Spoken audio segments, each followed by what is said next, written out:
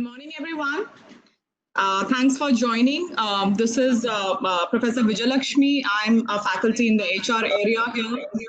And today we are here for the webinar, and which specifically focuses on the banking and insurance sector. And we all know that we are going through unprecedented challenges in the COVID times. And yes, it is daunting, but at the same time, life doesn't stop here, and hence it is important for us to understand how to move forward and transform these challenges into opportunities and do even better. So hence, obviously, we are going to discuss these issues with particular emphasis on the banking and insurance sector. And with this, I would like to invite Professor Bushnur Mat to, to begin with highlighting what are the major challenges that he has been observing in the last 2 months, and to at least begin, and then we'll follow up with more questions. Yes, Professor Bushnur Mat, you can hear me? Yeah, I can hear you, Professor Vijayalakshmi. Can you hear me? Yes. I'm audible. Yes. Thank you, Professor Vijayalakshmi.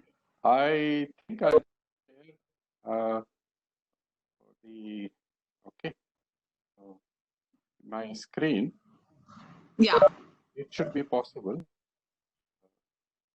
Yeah, I think everybody's got it. Yeah, it is loading. Yes, we can see that. Yes, absolutely. I have only a few slides because I thought since the alumni are there and the other students who are going to join are there. Sure. I'll give my opinion about what it should be, since I have been in the finance and banking field for about 45 years. So this is what it is. So the main focus it would be, how will it affect the business of banks and NBFC, and what can be done? So it's a very brief one. It's not very detailed.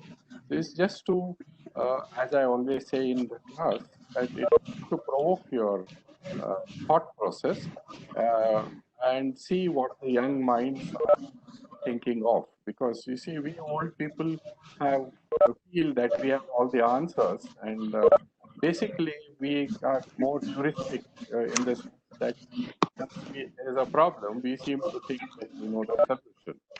These are very stressing times, very unusual times, and therefore I thought this is what I would say.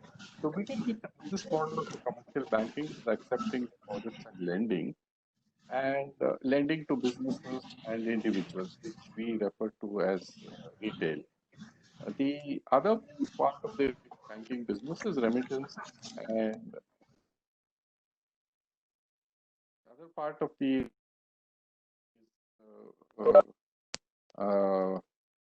receipts and payments. This is the business payment system. This is the fee-based business. Just a minute. Yeah. Okay. Therefore, both thing that one needs to remember in crisis time like this. The NBFC's model is a little different. We have the lenders, which are basically can anybody be able to see this?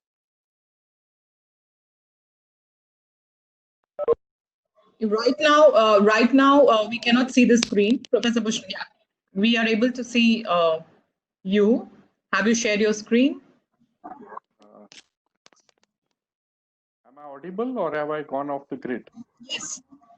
No, you are audible, but in case you are sharing the screen, that we are not yet seeing that. Okay. Just check if your screen is shared. Yeah.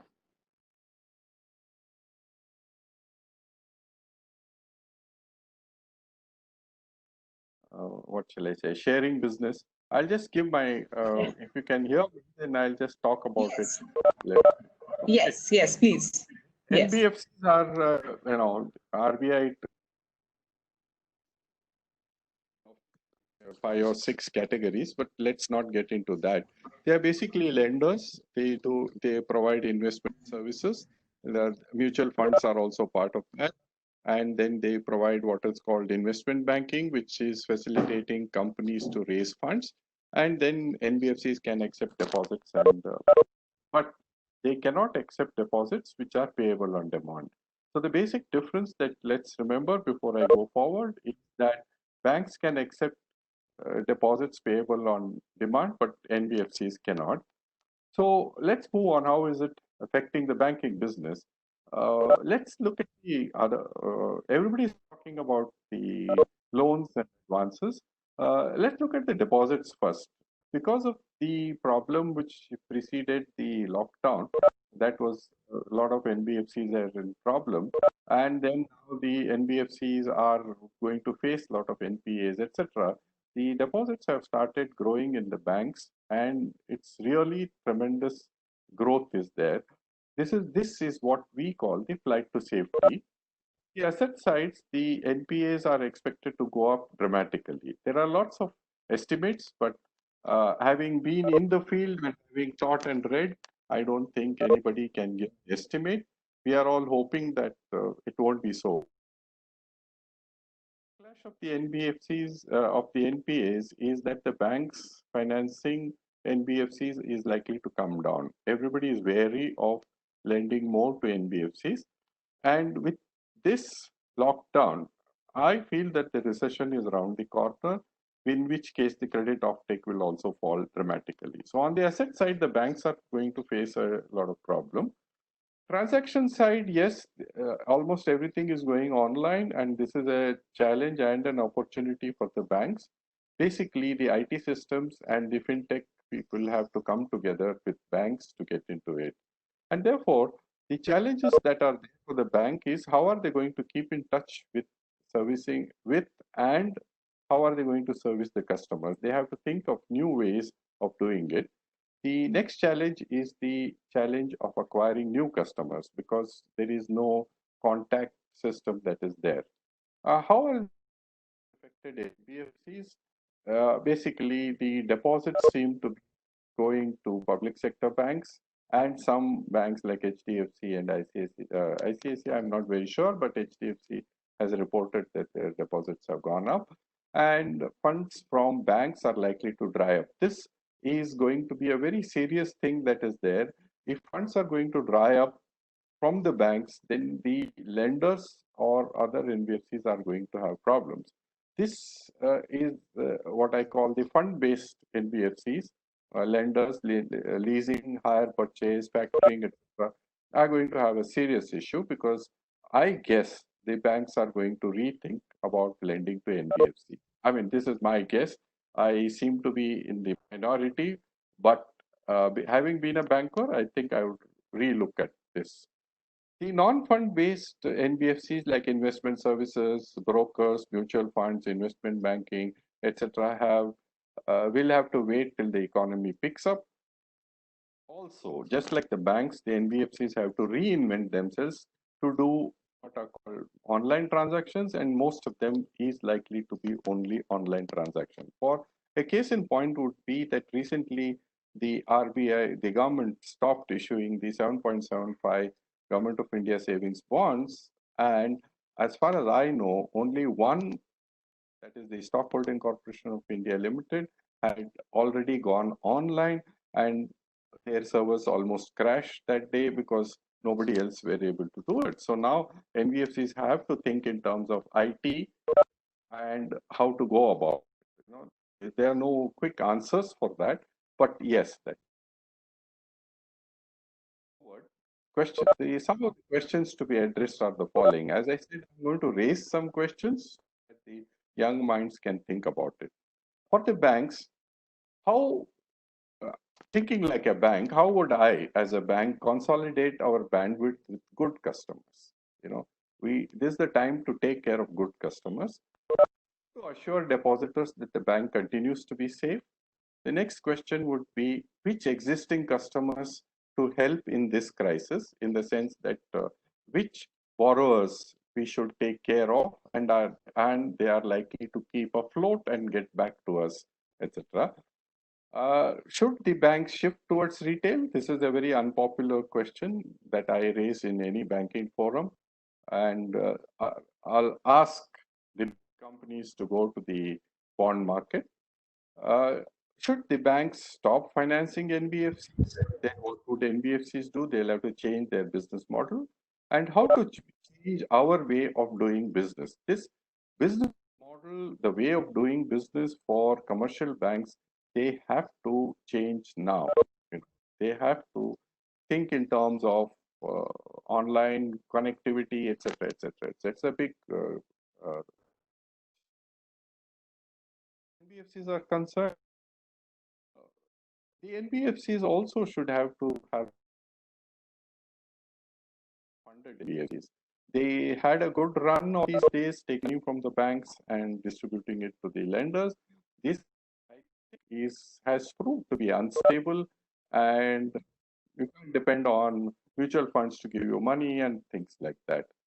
The major challenge would be how to retain depositors, the people who have fixed deposits, and whether we could issue bonds. Therefore, NBFCs have to think in terms of more stable funds. Now, these are the few questions that I thought I would raise. I can go on and on about this. Being a professor, I think I'll leave the forum here. Professor Vijayalakshmi, you can take over, or Professor Mahajan. Yes. Thank you, Professor Krishnan for your views. And now, Professor Mahajan, are you available, or have you been able to fix the issue? Can you hear me, Professor Mahajan? I think we've lost him. Yeah, I think we've lost him. No issues. So now I would like to, of course, then move forward to our industry panelists and take their views, one by one. And I would like to begin with Ms.Vibha Jain. Welcome, Ms. Vibha. And I would like to give your views, on the points. I am. Okay. Okay. Will you want to start the PPT, Professor Mahajan? Then you can do that immediately.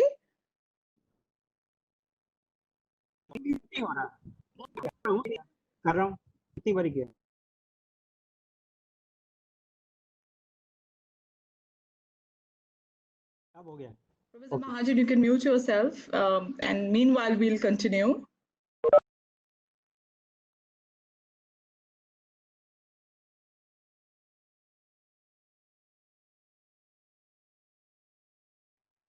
Yes, Professor Mahajan, are you there? I am there. Yes, so, Professor. Are you starting? Please then take it forward if you're starting the presentation, or otherwise also you can start. You can give your views, please. Yeah.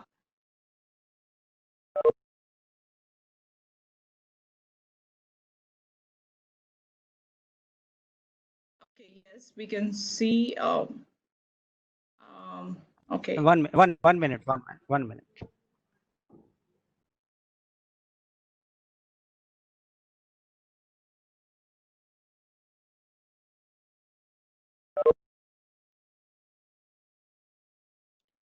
I think meanwhile you said that we can continue the discussion. So would you like to take it forward, or I'll go to the panelists? I think you continue with the panelist. Right. Professor Vijayalakshmi, we can. Yes, please. For the panelists. Yeah. Get back to Rajesh Mahajan later. Exactly. That is what that was the plan. But I think it is again taking some time for Professor Mahajan. So yes, sorry for the interruption, Ms. Vibha, and you were just about to start, and I would request you to please continue. And Professor Mahajan, you can wait. We can come back maybe after a few minutes. Yes, no issue. Please. Yeah, thank you, Vijayalakshmi. Am I audible? Yeah. Yes. Yes. Yeah. Yes, So yes. good morning, everybody, to the esteemed professors on the call and the dear students. So I see this situation more of a seesaw kind of a situation. So on the one side, the corona pandemic is there, and the other side, the economic downfall is there. And whether we like it or we don't like it, it is there to stay for some time. So the pandemic is not going anywhere till the time vaccine is there, till the time medication comes. So it will stay with us for some time. And on the other side, we are already struggling on the economic downturn, and we need to address that situation also. So I represent a small finance bank, and I have been through the banking industry for over more than 19 years now, and all through in the lending space. So I would say that a lot of gloom is there all around. Everybody talks about recession, everybody talks about the degrowth in GDP, but all that is not that bad also. So what we need to see is the positives. So I would say what is more relevant in the current times, most of you would be commerce students here. So in accounting, we study two main things, that is the profit and loss and balance sheet. So I would say that it is the time to look at the balance sheets in a more microscopic manner.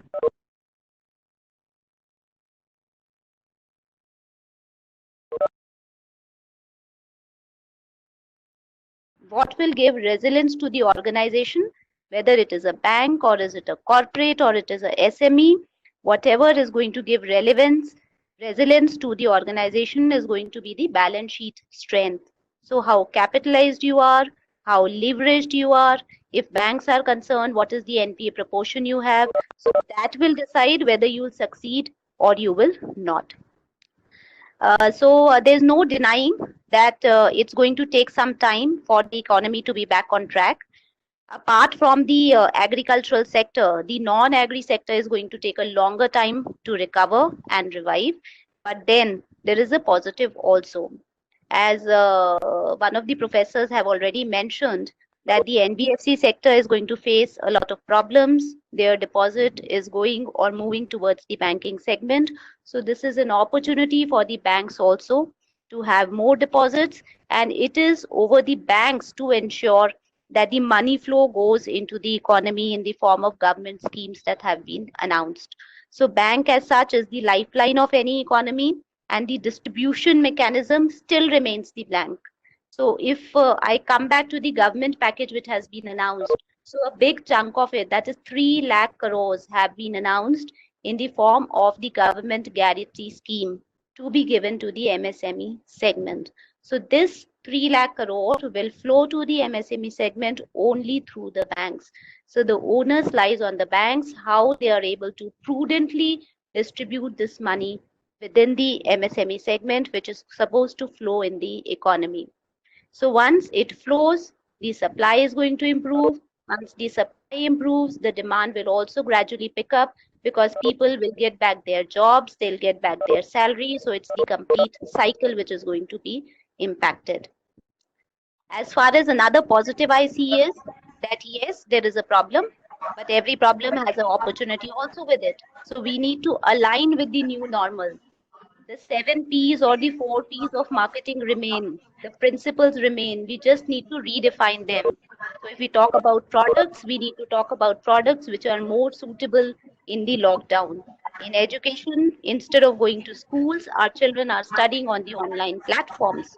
If we talk about marketing or promotion, instead of physical hoardings, now there is a lot of promotion happening on social media, which is much more effective.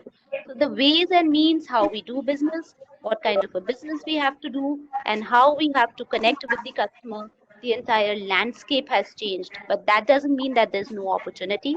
We just to redefine, rethink, unwind, and press restart again. So I think there is a lot of push from the government. The government is positive. The government is ready to help.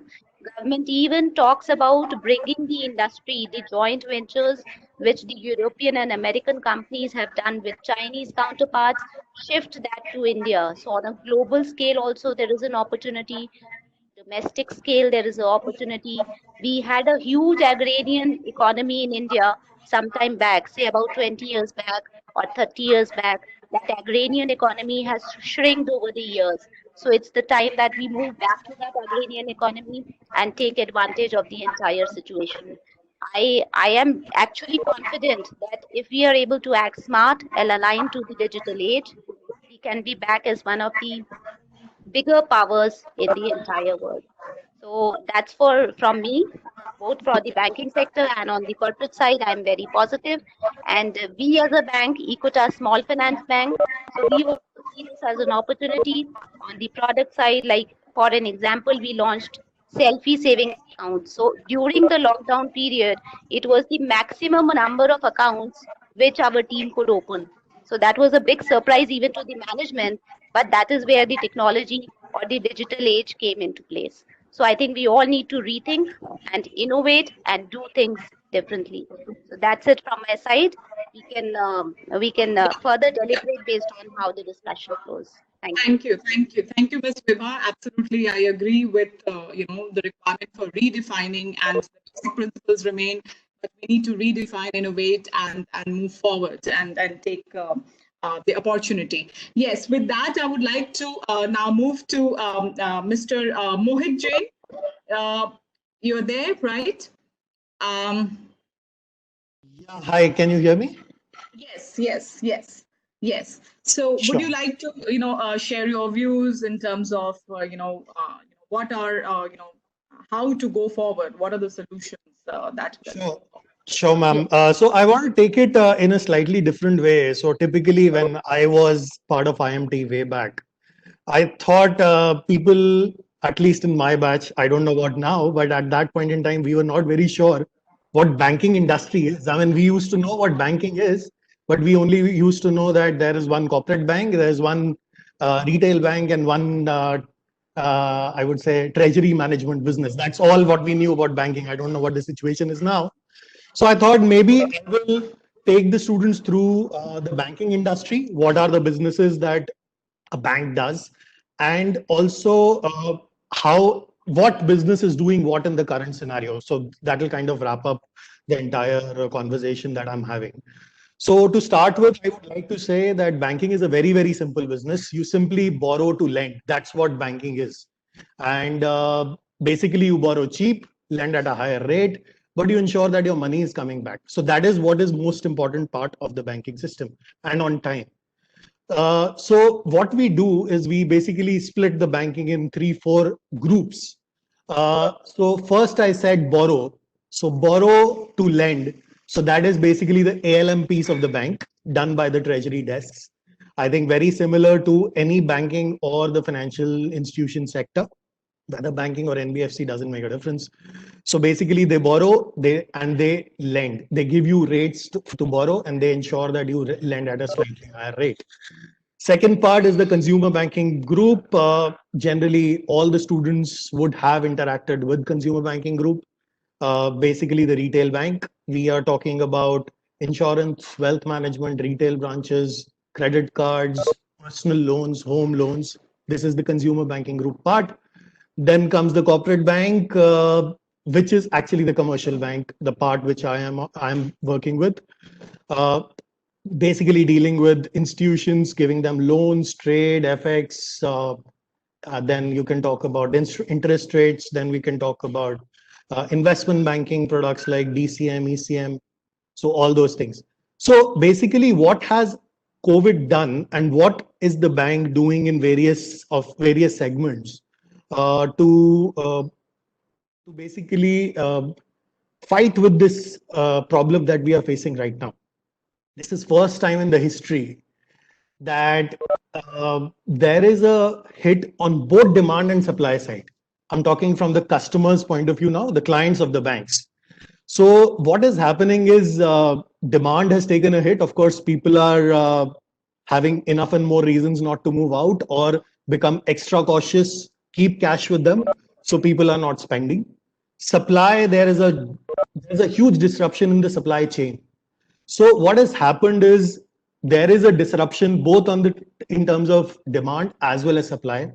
So what is really, so the risks that basically incur or which appear in front of the banks is first of all the credit risk. Credit risk. Now, what is credit risk? Credit risk basically means how, uh, I mean, whether you get the money back and in time. So that is something which is probably at its peak right now. But yes, banks have generally taken a cautious stand, but they are still lending. So that's what credit risk has done. Secondly, the operational risk. So this is something which has actually gone up substantially. So what is operational risk?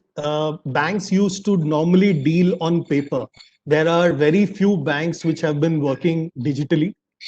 So I would proudly say we were one of them, but there were very few banks which were working digitally. Transactions used to happen on paper. Even every single transaction used to happen on paper. We need documents from the clients to process. So that has moved to digital business. But since since the clients were not digitally active, what really happened was initially the clients faced a lot of problem. They had to enter into email indemnities again, where there was difficulty in getting the stamp paper and all. But yes, still the banks are running a great amount of operational risk, but they've been able to manage it to some extent now. Data protection risk, everyone is working from home, and you know what kind of data protection is required in terms of bank. Data security is paramount for the banks. So this is one of the major risks that the bank is running today. Then, of course, income risk is there. So income risk would actually, I would join it, I would combine it with credit risk itself. Because of course you can lend money to the banks, but the banks can lend money, but you have to at a higher rate today if they want to. But the problem is you have to get the money back as well. So that is one of the major risks that banks are going to face, are facing, and I'm going to face today or in recent future. So what are the opportunities that we see today? As I mentioned, first one, digital to paper, digital from paper. So that was the first one. Second most important part, supply chain. So what has happened is, as I mentioned, there is a disruption in supply chain. There, people do not have money. The plants had stopped, so they did not have any suppliers to supply the raw material. Plus, there were no logistics available. Overall, you did not have raw material. Plus, there were no buyers. So what you do is you fund the supply chain both on the buyer side as well as on the supplier side. That is done online today by many fintechs, but banks have also done it. Again, as I said, we are one of the pioneers in this field. So supply chain financing on buyer and supplier side both. Plus, most importantly, most of the clients, I would say, especially the ones which are more proactive treasuries, what they've done is they've shored up the limits. So I have been handling large corporate business all through my life. The companies which have surplus money, they are actually borrowing today.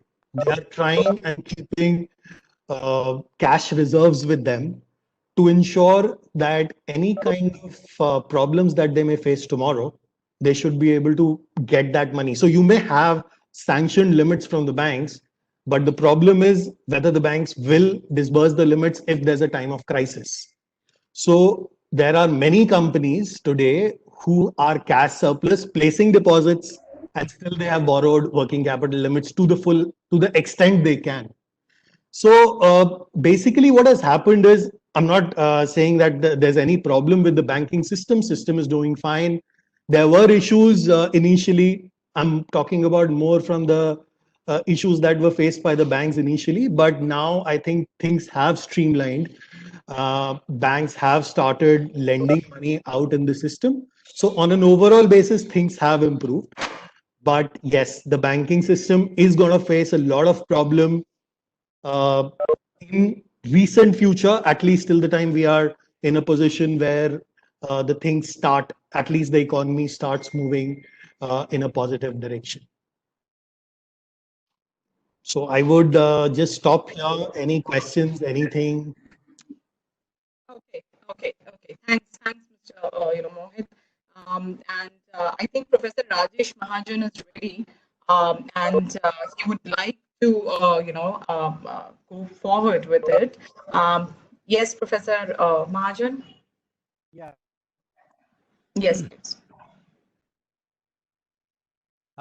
You can be brief, yeah, but I would request you to be a little brief because we are almost halfway through, and hence yeah, yeah, yeah. Just 1 minute.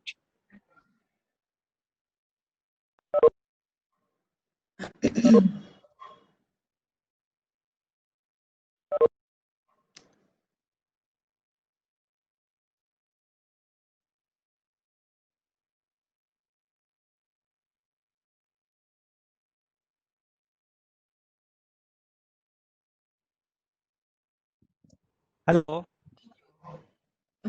Vijay. Please ask Mr. Chowdary or Sanjeev to Korean, huh? Okay. Okay, yeah, sure. Please. Thank you. Yes, Mr. Sanjeev, you can hear me? Yes, I can hear you. Yeah, thanks, Mr. Sanjeev. And yeah, I would request you to now take over and give your viewpoints also, because our students and are really requiring. And at this stage, they are not sure, where the industry is going, what will be the opportunities, and how they are going to overcome the barriers. So there, you can understand that they're having a lot of apprehensions within. So can you please take it forward in terms of resolving some of the doubts? Yes. Sure. Thanks a lot, Professor, and good morning to everyone. Good morning to my alumni also, and good morning to dear students. So, Professor Vijayalakshmi, you actually said that if I can help understand where the industry is going or where we're looking at going, if I could possibly do that in a very good manner, I would be a millionaire right now. I mean, future certainly looks uncertain right now. But all that, what I would like to actually talk about here right now is just take a step away from banking and talk about the sector that I am from, which is insurance, another important sector from a financial services point of view and an NBFC point of view. So as Mohit actually very rightly said, when even I was part of IMT, there was very limited knowledge about financial services or financial sector, what all it comprises of. For me, it was a bank. I mean, I just knew that there's a SBI bank, and at that time, ICICI and HDFC and UTI Bank were actually coming up at that point of time, and that's what it was. That was finance. But when I joined insurance, I figured that this is a totally different industry, and there's a lot of scope in insurance also. So just to give you a background on insurance, especially the students who've come in who are going to join in, insurance is nothing but just protecting yourself from an uncertain future. Right. Currently, right now, we are in an uncertain future. We are looking towards an uncertain future. So yes, maybe insurance will play a role here. And you could be protecting yourself, you could be protecting your health, you could be protecting your property. All these comes under insurance. So we have insurance as life, health, and general. Life is nothing but insurance that protects you as an individual from any unforeseen death. Or yes, I mean, that's what it is. Health is basically to ensure your health, and in case anything happens to your health, you have adequate expenses. You have adequate expenses which can be taken care of by health insurance. And you have property, which is like the most common is motor. So motor insurance is everyone's supposed to buy a motor insurance. I mean, anyone who has a car or an automobile or a bike or supposed to buy motor insurance. So those are the three different categories of insurance. Now in this scenario, how does insurance look like? How does the future for insurance look like? When this actually started, we were all very unsure, and we were trying to figure out how would the coronavirus pandemic affect insurance. The positive side of that was that insurance actually sells when there's enough fear in the mind of the customer, and that's one of the primary ways of selling insurance. So life insurance usually, life insurance and health insurance is usually sold on basis of something that could probably happen. So the pandemic of coronavirus was one of the classic examples where we could actually educate the customer and tell them why insurance is so important at this point of time. Now, what happens is, especially I'm talking about health insurance right now, I'm not going to life right now. If I talk about health insurance, what we've seen especially during this period of last 2 months, that the treatment costs have been expensive for coronavirus itself. The COVID treatment, if you go into a private hospital and if you put onto ventilator, if you get into an ICU, the cost spiral. And that is one of the big reasons why health insurance plays an important role, because it just covers your cost in this kind of a scenario.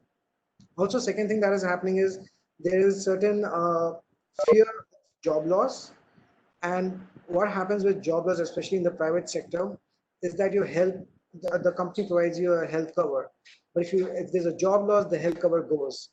So what happens if you don't have a health cover and you're suddenly required to have some sort of a health emergency and required hospitalization?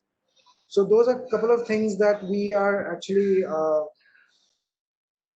looking at. These were the trends that we were actually looking at. So when we looked at health insurance over the last 2 months and how it has performed, April was a month that actually just went by trying to adjust to the new normal, or rather to the new abnormal. And we were trying to figure out, there was a lot of work from home, there was a lot of operations, we were trying to streamline operations, but still new business may not have picked up that much, but we did do really well in renewals. Health insurances, people have renewed their policies. That means they have kept their faith with health insurance. So people who bought their policy, they actually went ahead and renewed it. My company, HDFC, if I'm just talking about HDFC, we had a very good renewal portfolio, and we actually did really well in health insurance business. Awareness has definitely increased. We are seeing a lot of queries on health insurance coming directly. I mean, usually insurance is considered to be a push business, which is that customer usually buys when we have to actually get the need. We have to actually arise the need in him. So we did actually see that now the customers are coming to us and asking us about health insurance. So that's a big positive for us. Awareness is definitely increased. As I said, NB was muted in April, but and by NB I mean new business. New business was muted in April, but new business has definitely picked up in May. So it looks like that people are looking to buy health insurance. We expected a significant increase in claims because obviously there's a pandemic going on and there'll be a lot of people getting hospitalized. But what has actually happened is there's not been a significant increase in claims, and that's primarily because the incidence of other diseases have gone down with people staying in homes. Accidents have gone down, so there are not many accident claims that are coming up. So those are also positive things for health insurance. The biggest challenge that the health insurer actually faces is at the moment of truth, which is basically the claims process. The claims process has run smooth, so there hasn't been a lot of problem in managing the claims process. So those are the good positives that have come for health insurance. Now, if I go to life, what has actually happened in life is that people have become aware of life insurance, because right now uncertainty of life has kind of increased slightly. That's what I would say. But the money is kind of drying out, so they are not really lining up at the at the life insurance companies to buy policies. So the new business has actually gone down for life insurance companies. Renewals has stayed good, so renewals has not been much of a problem. But yes, new business has actually gone down. And what I also think is that in near future, life insurance business in terms of products that are there in life insurance may become a bit unattractive, especially the ones that are on the investment side. Because you see, life insurance also does is, besides protecting your life, they also double up as insurance, as investment plans. Now with interest rates going down and markets not giving the kind of returns that they were supposed to give before, I believe that investment insurance plans may become a bit unattractive in the near future. Now, if I look at it, what are the learnings that we've had in the last 2 months with living with coronavirus or this pandemic? Digital journey is the most important journey right now. There is a need, and if you are digitally savvy and if the company is doing well on digital platforms, it is going to perform well. Second thing that we realize is that the crux of insurance business comes from agency, which is basically an agent going and meeting customers. It's kind of an industry which it was. What we are actually seeing is that will remain. That will not go. I mean, if someone is investing some amount of money and expecting that that money actually helps in the time of need, you would need a face-to-face interaction. You would need people to be around. People are not just going to go online and buy digital most of the time, especially in tier 1, tier 2 towns. So what we have seen is that virtual offices are actually working well for us. So what do I mean by virtual office? A virtual office is that there's no brick and mortar building, but we have people on street who are still contacting their customers. But most of the business that they're doing it through an app-based application. So a mobile-based application or a tab-based application, and it is mostly being done on phone. But yes, there is one person. There's an agent that is present. There's a that if I need my claim, I know this is the person I need to speak to. So those kind of comfort is still there, but it's a virtual office. So you don't have to go to a branch. You don't have to actually fill up a lot of forms. Everything's done on an app. Everything's done on an app, but you have a person there. And also, what I also believe is that the insurance industry will probably go through around 5 phases in the near future, and that's how I've charted it down. We are currently on the number 2 phase. The first phase was obviously taking care of your customers and employees, which was the first thing that we needed to do, was make sure that the business runs and the customer support is always on. Which phase I think the insurance industry has done well.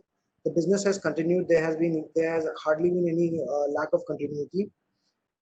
The second thing was to make sure that our claims process is completely streamlined, and we are able to maintain costs, especially even in this part of time, which is also something which the companies are currently focusing on. They are streamlining their claims process as much as possible. They are trying to take out the rigmaroles of the claims process, while maintaining cost, also not making sure that there's not too much escalation of cost with new systems and everything. The third point, which I just spoke about, was the fact that we have to move to digital operations. I mean, digital operations is the future. The traditional insurance companies were reluctant to move to it, and they will be forced to move to digital operations, which the new insurance companies are actually doing very well now. So you have companies like Digit.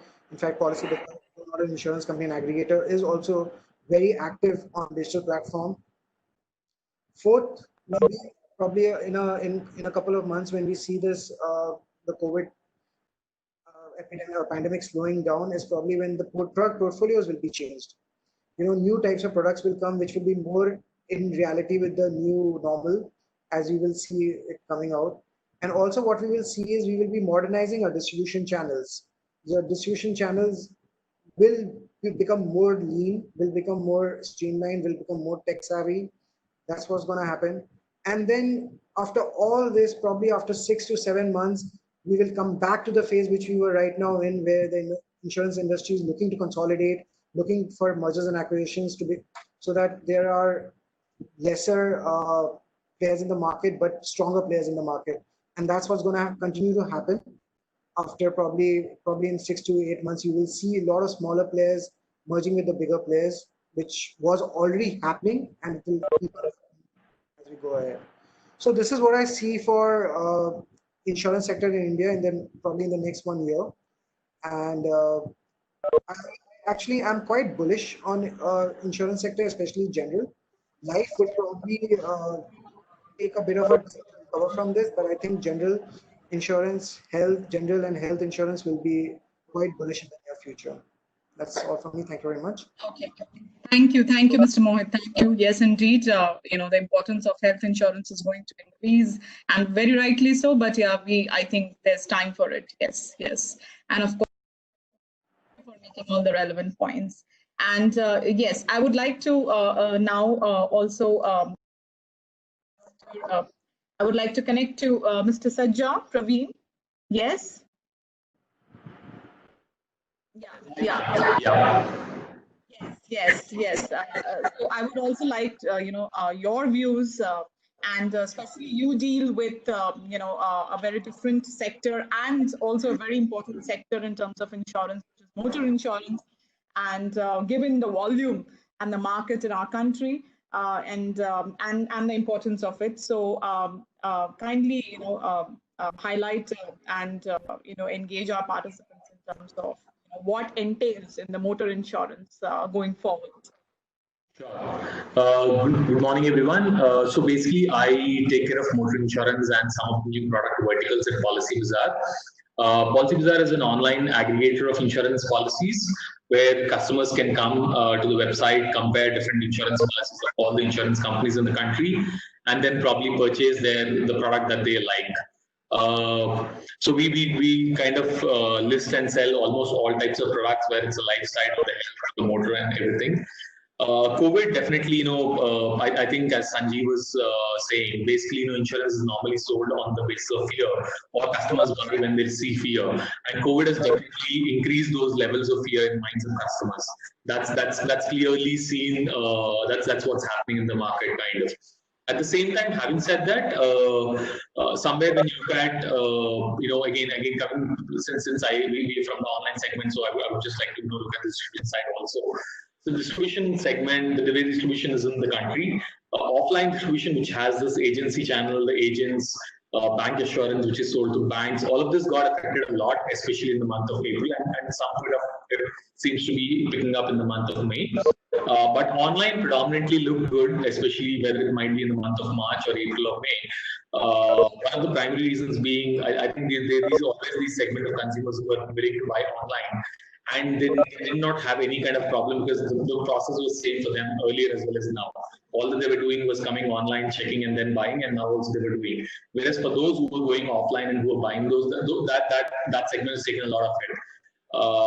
And especially some of these, while there can be channels like agency channel, where the customers also approach agents and then they buy.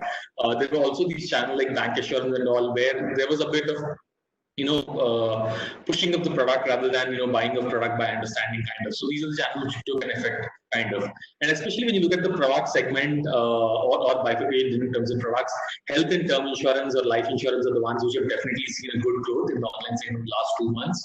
Like Sanjeev was saying, right, health is one of the things where consumers have been renewing the policies, and similarly in the online segment, we've seen that customers coming up asking for health insurance, asking for term life insurance, because this is the fear that's been driving the consumers, kind of. So online segment has been doing well in those segments, and whereas in the motor segment, obviously yes, it's been a bit of downfall, given that consumers were not willing to renew in time.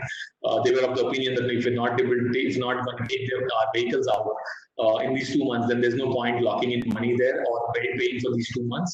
That's been happening to an extent, but if you look at the overall industry as such, yes, motor, if you look at April numbers, the industry has taken a 50% downfall on motor numbers, and motor is a significant chunk, almost about 40% jump of the general insurance industry numbers, kind of.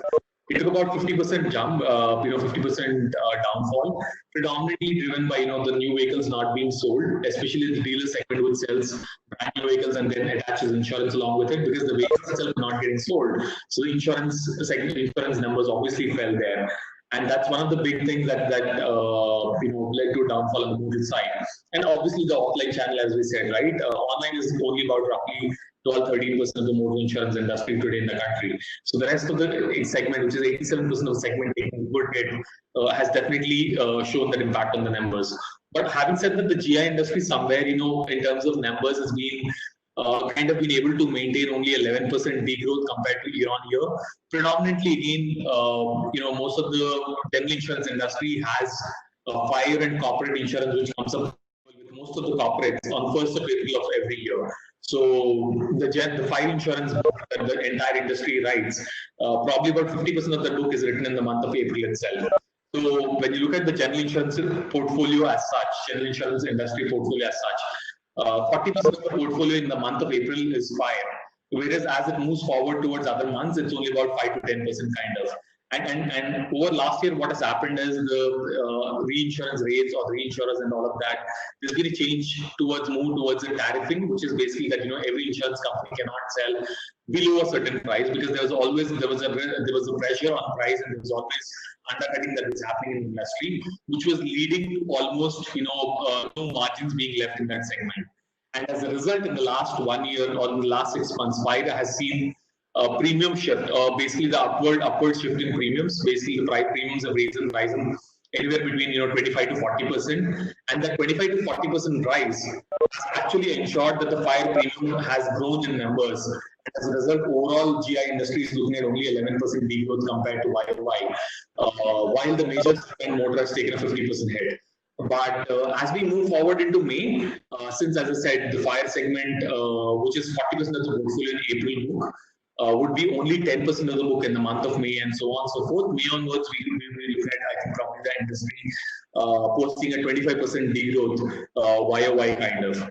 Again, touching upon one of the points Sanjeev said, yes, while this will be 25% degrowth, companies are expected to be make a bit of profits there, because obviously the motor book, whatever that they're writing right now, a degrowth book also, there are less number of vehicles on the road, there's less traffic, so which means lesser party accidents or lesser damages kind of. Similarly on the health side, while there are coronavirus claims and that the industry would see, but as Sanjeev said, people are not going outside, they're not eating outside so much, which means lesser number of accidents, lesser number of casualties, lesser number of whatever health issues, and obviously as a result of coronavirus, I think people have started to be a bit start to act safer, which means they started to ensure that they're taking care of themselves in terms of their hygiene habits or food habits, which means all those people who used to normally not take care of whatever they're eating or the way they are. It is clearly going to show an impact in the next 6 to 8 months, and that means there is going to be a bit of profit there. But again, since there's a degrowth in the industry as such, the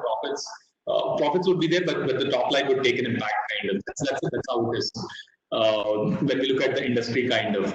On the life insurance side, yes, the term insurance is looking pretty good, with inquiries flowing in, more customers coming in and asking for term life insurance kind of. But I think the investment segment is definitely going to take a hit, and that's where we look at the opportunity side, what is there. Basically, again, insurance industry somehow on the side of whether you call it life insurance, whether you call it health insurance, has been predominantly or predominantly sold policies, not in the name of insurance, not in the name of benefit, but in the name of something else. That is the reality of past.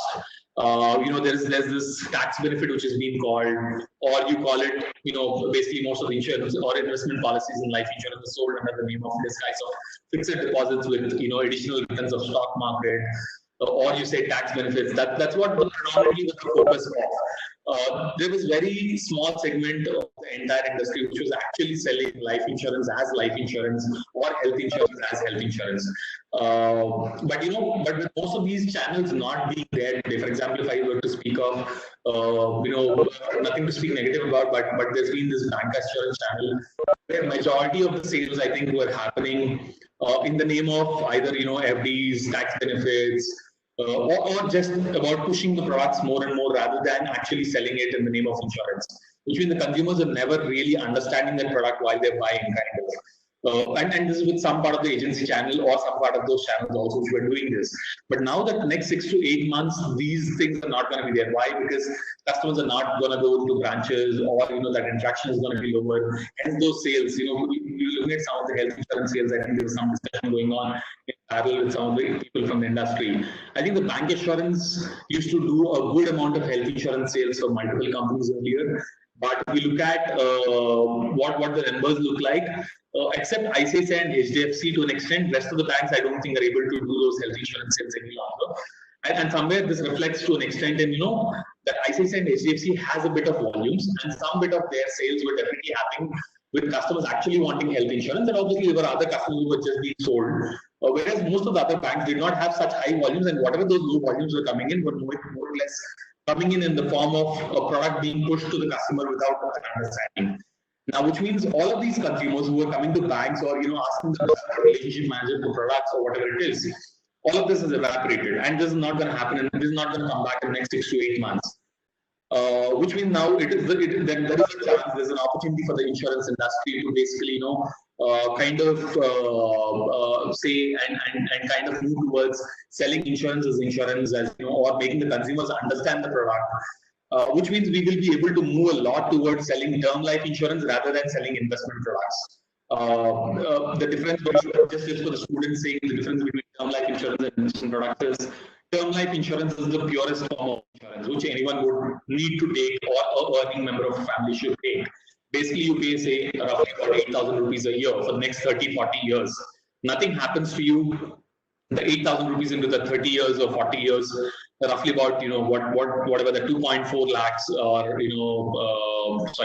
2.4 lakhs, yeah. 2.4 lakhs, 2.4 lakh rupees or 3.2 lakh rupees they don't come back to you. But let's assume if death was to come upon this customer, the family gets about 1 crore rupees of cover, which the family can put into a bank account, put into an FD, get interest out of it, probably 6 lakh rupees interest at 6% every year, or 5 lakh rupees, and then probably take care of their expenses and so on and so forth. This is the purest form of insurance. This is what everyone is or should be buying. But unfortunately, given the way our country has been, and the way insurance has been sold in the past, most of the consumers who buy today, they buy endowment plans, investment plans, and so on. So that is not there. And this is, I think, is an opportunity for industry to, kind of push across insurance as insurance and sell it. And similarly, on the health insurance side, also, rather than kind of selling whether a hospital cash product or a critical illness product, I think there's a lot of awareness that has to be brought in on indemnity products. Indemnity products means which will pay you exactly the amount that you undergo in the hospital when you are hospitalized for more than 24 hours, instead of only paying you 1,000 rupees per day or 2,000 rupees per day, or just paying 5 lakh rupees. While it's easier to sell these products, I think the critical illness or hospital cash products, it's a bit tougher to sell the indemnity-based products, but that's where educating the consumer or the industry taking this advantage or this opportunity comes in, kind of. And similarly on the investment side, right, the ULIPs which have been sold, again, whenever there's a market downturn that happens, a meltdown that happens, all the consumers come back and then they realize what they bought is not actually an FD with returns, but it's an actually ULIP plan. Again, some bit of, all of these, whether it's term life, health, or ULIPs, whatever it is, there's an opportunity that's clearly there. And the other opportunity which definitely exists for the industry overall is what Sanjeev has also spoken about. It's about moving the processes digital. So, some of these companies definitely have processes in a digital nature, whether it's Bajaj Allianz or HDFC Ergo or ICICI Prudential Life. Some of these companies definitely have processes which are moved digital and they've been at the forefront of it. But there are a lot of insurers, you have about 25 insurers on the general insurance side and about 20 insurers on the life insurance side. Not everyone is prepared to be digital and not everyone is, that tech savvy kind of. So these insurers are seeing a much larger impact compared to those who are digitally available today. And which means this 6 months, the next 6 months, given that offline business is going to be low, they anyways would need to build these capabilities. And once they build these capabilities, I think these can act as they can give a long-term impact. But because the future, definitely there's a lot of movement that's going to happen towards the digital online buying. And some of it is going to be driven, definitely some of this behavior is driven by a general nature of what Amazon is doing, Flipkart is doing, or say Grofers or a Big Basket is doing. And that's how consumers are going to slowly, those who are buying something today, and especially say a banking product or an insurance product today in the online space, will also slowly move towards it as in when they get comfortable with at least the base categories that they use in their daily life. So having your processes digital, which means something like a self-inspection in the form of photographs or videos, something which some of the insurance companies also have and PolicyBazaar has, which is necessary where a customer can do it themselves for their vehicle in case of their insurance expiring. Or in case of a claim, they themselves uploading a photograph or a video using an application instead of waiting for some surveyor to come there, and then they will be required to wait there till a point of time.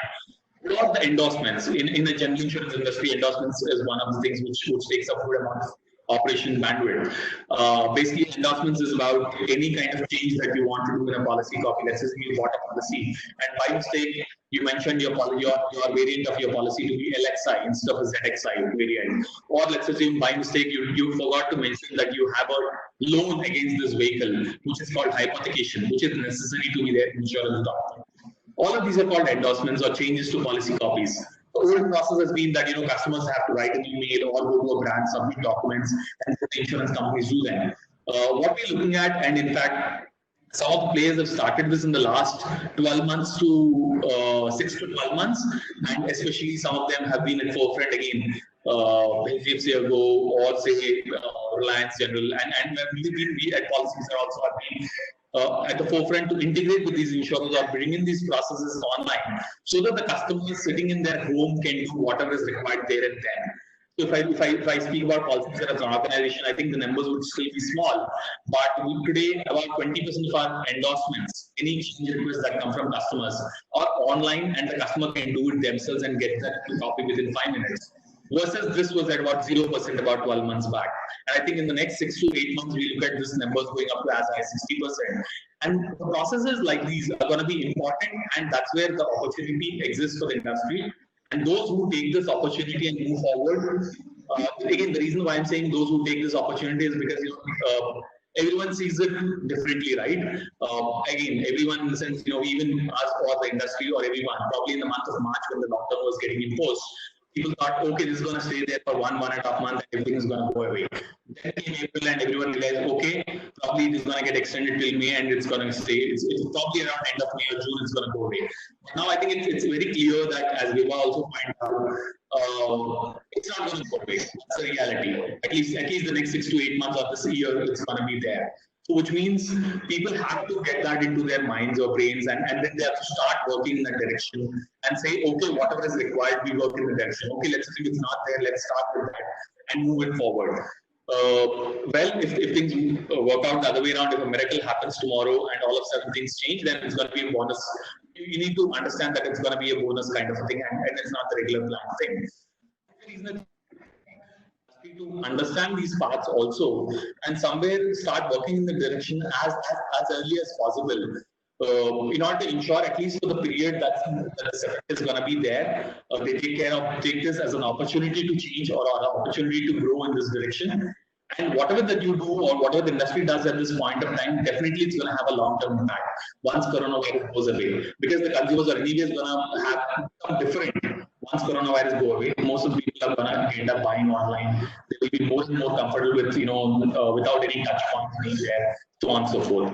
I think broadly from my end, that's how it is. In case if there are any doubts specifically with respect to any products or any segments, we'll be very happy to answer. Thank you, and for your views. And it's almost beyond time. And with this, I would request Professor Mahajan to very quickly, brief and conclude. And because we have to take few questions. And yes, over to you, Professor Mahajan. Thank you very much, Dr. Vijayalakshmi. I am sorry due to some technical reasons, I could not able to display the PPT, but I will be going through a few points. Thank you all the panel members for their very illustrative deliberations and sharing your perspective in the area of your field. So I will be just supplementing and concluding whatever all the panelists they have deliberated and supporting with some data. So as far as the banking in India is concerned, in all, we are having about 149 scheduled commercial banks, out of which 12 are public sector banks. There is a lot of merger, as all of us are aware. 22 are private sector banks, 46 foreign banks, they are operating in India. There are 10 small finance banks, 6 payment banks, and there are 53 regional rural banks. All these banks, they are supporting 1,55,000 branches in India. There are total ATMs and those machines in India, they are around 48 lakhs. So all this infrastructure is basically catering to the total population of India through the banking system. And in case if we compare ourselves with the global system, we'll find among the top 100 banks in the world, in India, only State Bank of India ranks 55th in the world, and no other bank in India that is among the top 100 banks in the world. There are 34 European banks, there are 18 Chinese banks, there are 12 US banks, which is there in the top 100 banks. So there is a lot of scope for the banking and NBFC in India to grow. So total credit extended by all banks in India is amounting to 102 lakhs crore, which is about 50% of the GDP. Total deposits of scheduled commercial banks, they are rupees 138 lakhs crore, which is about 70% of the GDP. Credit deposit ratio at the industry level is 76%. We are banks capital adequacy is 15.2%. So Indian banks, they are adequately capitalized, but public sector banks, they are having some stress in this area. As far as the latest data is available, gross NPA, which is a cause of worry, that is 9.3%. And net NPA, there are 3.7%. So adequate provisioning is there also. So if we move to the NBFCs, in case if we see the NBFCs, there is a 10 type of the NBFCs. These are all India financial institutions, non-banking financial companies. Non-banking financial companies, they are further bifurcated between deposit taking and non-deposit taking. There are certain primary dealers. In case if we see 10,000 NBFCs are existing in India, and out of these 10,000, 803 NBFCs, they are having the asset size more than 100 crores. So this is basically the capacity in the Indian test of the industry. Total credit extended by NBFC is about 47 lakh crores of rupees, 100 crore by scheduled commercial banks, 47 crores both put together 150 lakh crore of rupees, which is about 75% of the GDP, is extended by these two segments. NBFC also adequately capitalized, having a sufficient liquidity, but for the short terms. In the long terms, there may be some ALM issues, as explained by our other panelists. And in case if we move further, in the case of the NBFCs, most of the money has been lended to the industry. About 56.7% of the total credit, it is lended to the industry, and their contribution 20% in the retail sector. So industry will be causing some issue as far as the NBFCs are concerned. Moving further, as all of the panelists have mentioned, there's going to be a higher delinquencies in the credit portfolio due to stress on the sectors like aviation, automobiles, and hospitality, and that will be resulting into low profitability and high provisioning, and that will be causing a stress on the capital. There can be a stress on the liquidity, and for NBFC, rightly said by all the panelists, there is need for revisiting business model due to change in the market conditions. So mark-to-market losses in the trading book of the bankings, that also cannot be ruled out. So there are some stress, and in order to overcome this stress, there are certain initiatives taken by the Reserve Bank of India. So Reserve Bank of India, they have broadly taken 4 steps. One is easing financial stress caused by the COVID-19. Second is the reinforcing monetary transmission so that the bank credit flows on the easy. We have seen in the recent past, there's a lot of reduction in the rate of interest. Then expand liquidity. The CRR has been reduced to 3, and improving the functioning of the market in view of the high volatility experienced with the onset and the spread of the pandemics. Understand that 3 things are very important in the area of the banking. One is the solvency, other is the liquidity, and third is operations.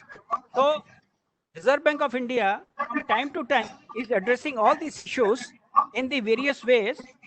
The cash reserve ratio, as I told you, has been reduced to 3%. There has been moratorium on the repayment of term loans.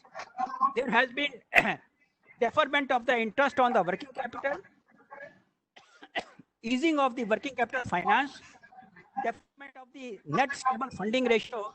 This is something related with the liquidity, which banks they are required to observe.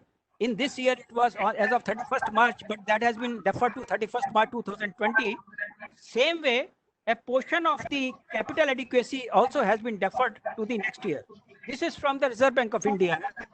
And in case if we see the government has a lot of stimulus measures they have taken. In the area of the banking, they have provided 3 lakh crore of credit guarantee to be in the area of MSME loans by the Reserve Bank of India, and that will be giving a lot of relief to the banks on their capital side and the capital adequacy side. And at the same time, in case if we see, there are many areas where sector-wise has been given. There has been certain reliefs given to the NBFCs in order to provide the liquidity and that the functioning due to this non-repayment of their loans, their normal functioning is now disturbed. And then we are coming to the new opportunities in the banking and the NBFCs. There are few openings for all of us.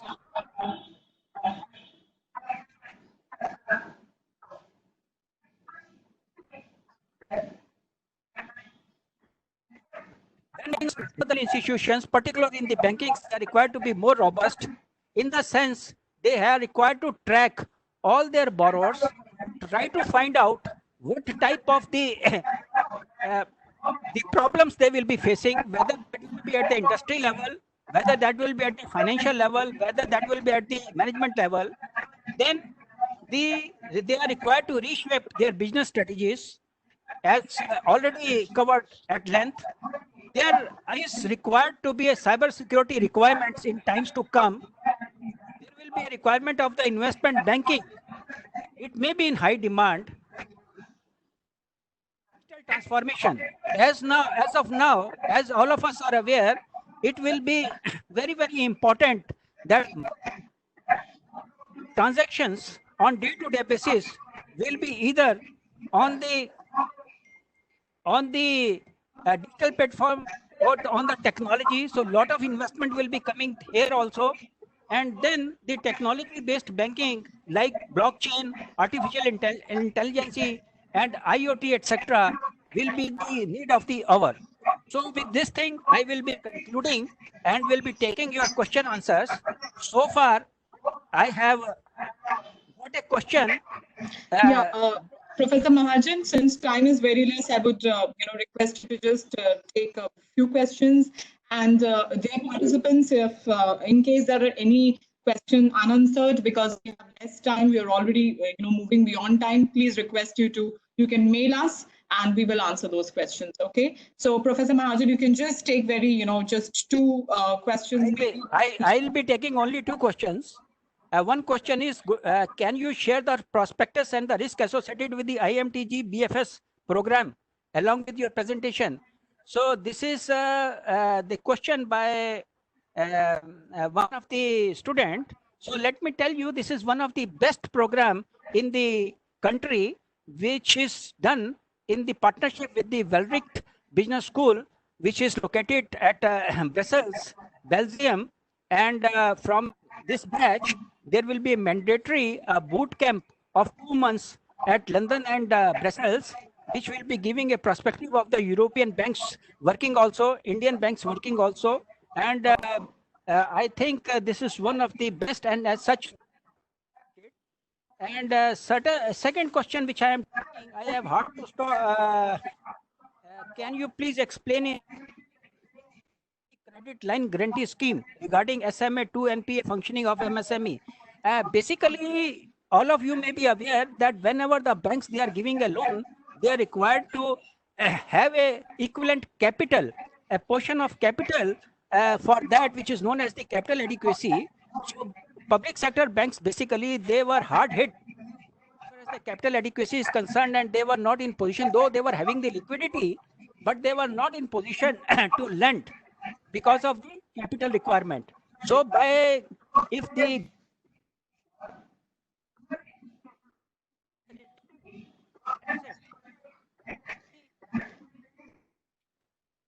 zero and give the lending to the MSME. So this is a very good move of the government of India, and that will be enabling the bank to expand their balance sheet and meeting the catering the requirement of the MSME units also. So with this, we are concluding this session. And in case if you are having any questions, you can send us at the later date. Thank you very much. Thank you very much, Vijaya. Yeah, thank you everyone, and I would like to thank the panelists and all of you for giving your time, and I hope the participants have also gained a lot of. It was very informative and very relevant points they have gained from the session. And with this, we are signing off for the day. Wish you all a very happy weekend. Take care. Yeah, be safe. Bye bye.